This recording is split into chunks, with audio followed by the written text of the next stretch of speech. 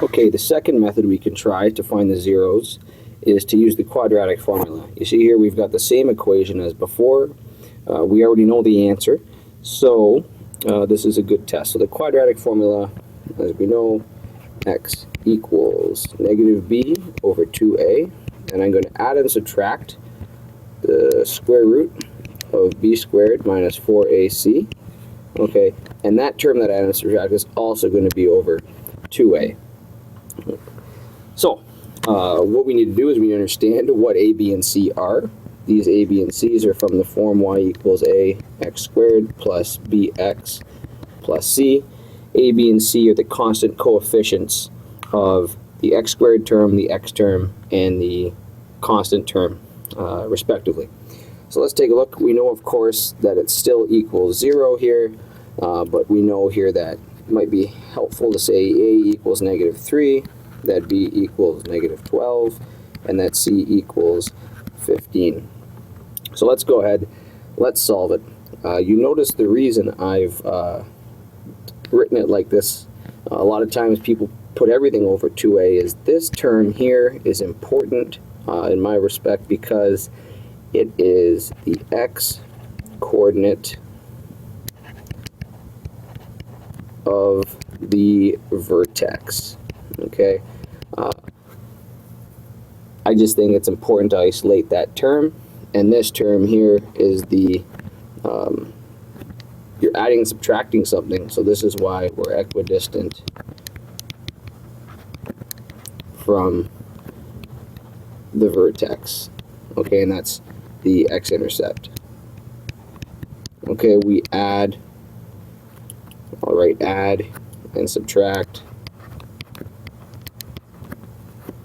the same number. Okay, so let's go ahead. Negative b, so that's negative of negative 12, which is just positive 12, over 2 times a, which is negative 3, okay, plus minus b squared. Negative 12 squared is 144. I prefer you just write it in rather than writing everything squared and that sort of stuff. You don't need to do that. You should be able to do as much in your head as possible.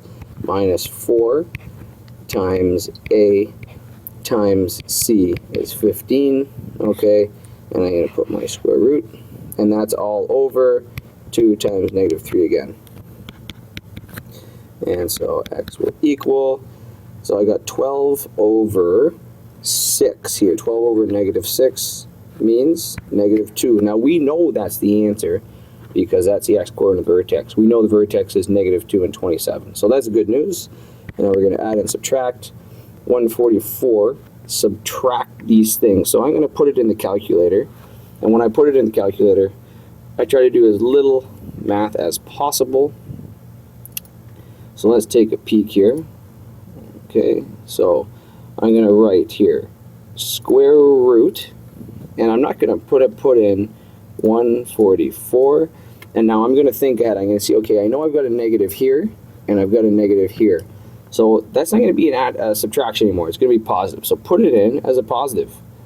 4 times 3 is 12 times 15. There we go. That's as easy as you can have it. Okay, the answer is 18. That's good news. We'll put that in there. So now I'm adding and subtracting 18 over negative 6. Okay, and we know that's 3. Okay, so there's one more step. X equals negative 2 plus 3, and x equals negative 2 minus 3. Now you might say, well, this here has a negative value, but I'm going to add and subtract, so I don't really care whether it's positive or negative. I know I'm going to add one and I'm going to subtract the other. Okay, so my two zeros are positive 1 and negative 5, just as they were before.